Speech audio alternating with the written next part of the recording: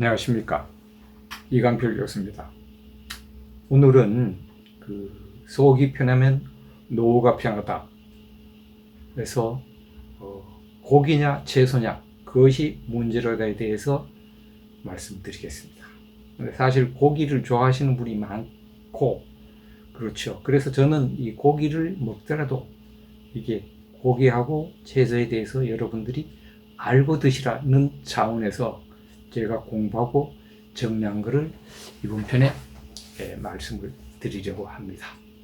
이제 목차로서는 건강과 장수의 순서가 어떤가, 그 다음에 신체 내에 우리가 단백질을 먹었을 때 이게 새로 단백질이 우리가 합성되는데 그게 어떻게 된 거냐, 그 다음에 아미노산에 대한 거, 그 다음에 우리가 동물성 단백질하고요 식물성 단백질의 차이가 뭐냐, 그 다음에 식물성 단백질에는 필수 아미노산이 부족한데 무엇이 부족한가, 그래서 말씀을 드리겠습니다. 스페인어로 로마린다라는 말이 아름다운 언덕이라는 뜻인데요. 그게 이제 미국 캘리포니아주의 로마린다라는 데가 있습니다. 근데 그게 세계 5대 장수 마을의 하나인 블루존 지역입니다. 근데 거기에 있는 토요일을 안식일로 삼는 제7일 안식일 예수 재림교인 중에서 장수하는 사람을 대상으로 로마린다 대학에서 통계를 내봤습니다. 그래서 이 내용은 오래도록 젊음을 유지하고 건강에 죽는 법, 그 책에 나온 내용 일부를 발췌했습니다. 근데 이제 거기에서 보면은 1위가 역시 완전 채식, 비건이 1위고요. 그 다음에 2위가 달걀을 먹으면서 유제품을 먹지 않는 채식주의, 3위는 가끔 닭고기라든지 생선을 먹는 교인, 이런 순서로 되어 있는데 결국은 완전 채식자가 가장 장수한다, 이런 결론을 얻었다고 합니다. 그래서 여러분들이 잘 아시겠지만 우리가 단백질을 말이죠, 우리가 섭취를 하면은 만약에 녹말 같으면은 그게 이제 위하고 장을 거쳐서 장에서 포도당으로 바뀌어서 나오지만, 이 단백질은 동물성 단백질이라든지 식물성 단백질은요, 위액에서 펩신에 의해 가지고 분해가 되고요. 그 다음에 이자액의 트립신에 의해서 펩타이드로 바뀌었다가 그 다음에 장에서 아미노산으로 분해돼서 나가는 겁니다. 그래서 이 아미노산으로 분해된 아미노산은 체내에 이제 흡수돼 가지고 그게 뇌, 피부, 장기, 근육 등으로 이렇게 쓰이게 돼 있죠. 그래서 이제 그렇게 되면 분해된 신체 내에서 그럼 단백질 합성은 어떻게 되느냐? 요거는요, 세포 내의 리보솜 합성을 지시하는 DNA가 유전 정보에 따라서 아미노산 배열을 하고요. 그 다음에 단백질 합성을 하는 거. 근데 이제 그게 소장에서 아미노산을 흡수해서 간에서 단백질로 그렇게 합성을 한 후에 심장에 모였다가 우리가 필요한 곳에 단백질을 전달하고 그 다음에 필요에 따라 이렇게 사용하게 돼 있다는 겁니다.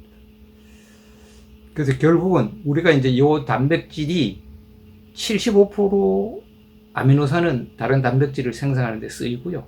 한 25% 정도는 분해돼 갖고 암메너기로 가서 암모니아로 가서 요소로 제어로 배출되고요. 그 다음에 일부 남은 부분은 우리가 에너지나 포도당 생성하고 지방산을 합성하고 제어로 배출되는 것. 그래서 우리가 단백질을 먹더라도 다시 아미노산으로 분해돼서 단백질을 새로 합성한다는 걸로 여러분들이 이해하시면 되고요. 그래서 이제 아미노산이라는 거는 잘 아시겠지만은 NH2 아민 그룹하고 카복실 그룹 COH를 근간으로 해서요, 작용기들이 바뀐 거에 따라서 여러 가지 아미노산이 있는 겁니다. 그래서 지금 요 그림에 나오는 18종 영양소 해서 아미노산의 18종 종류가 여기 있는데요. 그래서 예를 들어서 아스파라긴산이 아미노산인데요. 요거는 우리가 피로회복이라든지 체내 독소를 제거한다든지 음주 훼손 이런 데 쓰이고요. 그 외에 알기닌 같으면 면역이라든지 콜라겐이라든지 이런 데 역할을 하는 거예요. 그래서 우리 몸에 이 영양소가 골고루 있어야지 건강해진다는 걸 알고 있으면 되고요. 그 다음에 이제 우리 몸에서 합성할 수 없는 아미노산이 8가지 있습니다. 그래서 우리 그 아미노산을 필수 아미노산이라고 합니다. 그래서 이거는 우리가 그 단백질을 섭취해야만 이게 얻을 수가 있는 겁니다. 그래서 이제 동물성 단백질하고 식물성 단백질을 제가 이제 설명을 드릴 것 같으면요.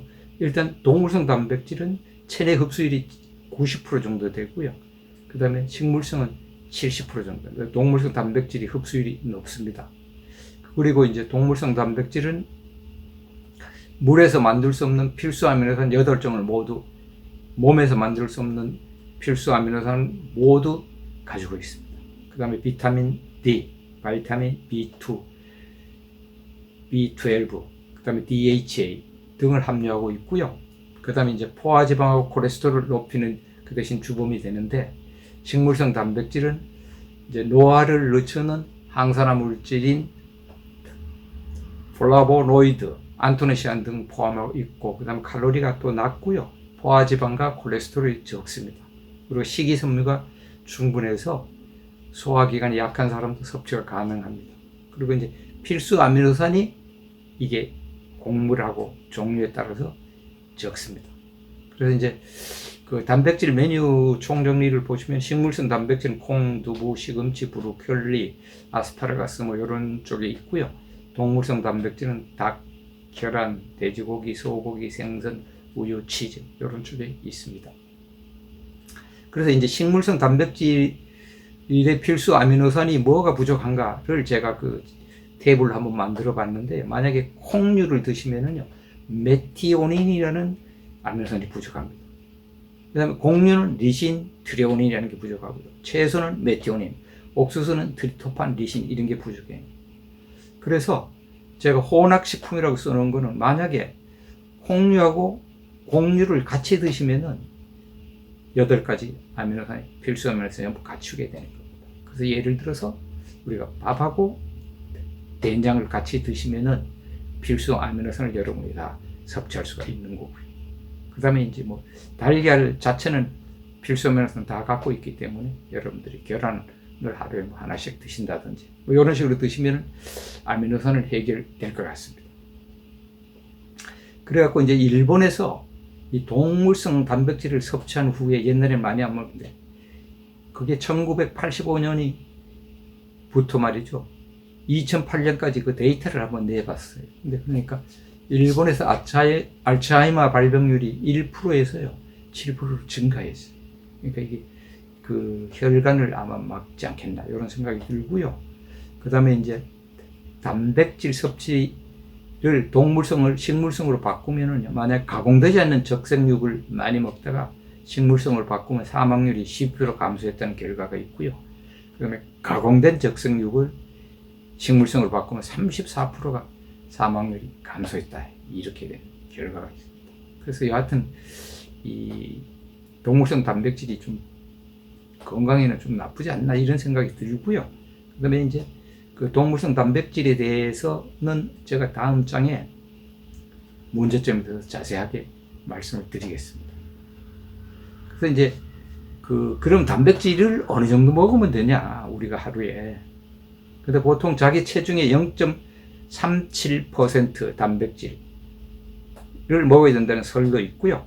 아니면 보통 체중 1kg당 0.73g 성인이, 고령자는 1kg당 0.91g. 그럼 만약에 60kg 정도 되면요, 한 50g 정도만 드셔도 된다는 거예요. 그리고 또 우리 몸 자체가 단백질을 약 20g을 자체에서 재활용하기 때문에 단백질을 과하게 들지 말라는 겁니다. 왜 그러냐?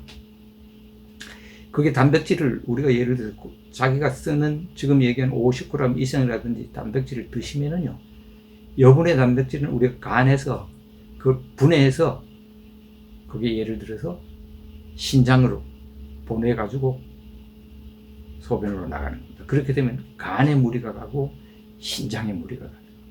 그래서 한 번에, 이 중요한 키포인트는 한 번에 50-60g 이상 과하게 먹으면 그게 독이 되는 거죠. 그러니까 애들이 있는데도 너무 많은 양의 고기를 먹이는 건 애들한테 굉장히 불리하다고 보시면 됩니다.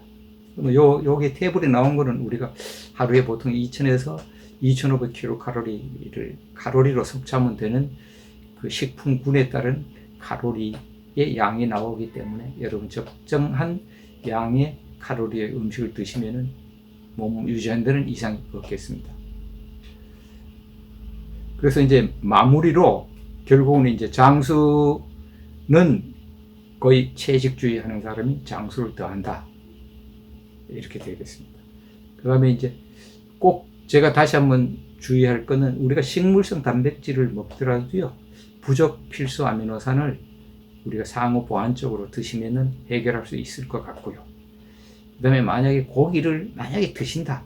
그러면은 자기가 필요 이상의 많은 고기를 드시면은 그 단백질을 섭취하면은 그거 다시 분해해서 보내야 되기 때문에 간이나 신장, 결국 콩팥에 무리를 줘서 그쪽 쪽에 문제가 생길 가능성이 굉장히 높습니다. 그래서 다음 편에는 특히 고기의 문제점에 대해서 정리한 것을 한번 말씀드리겠습니다. 감사합니다.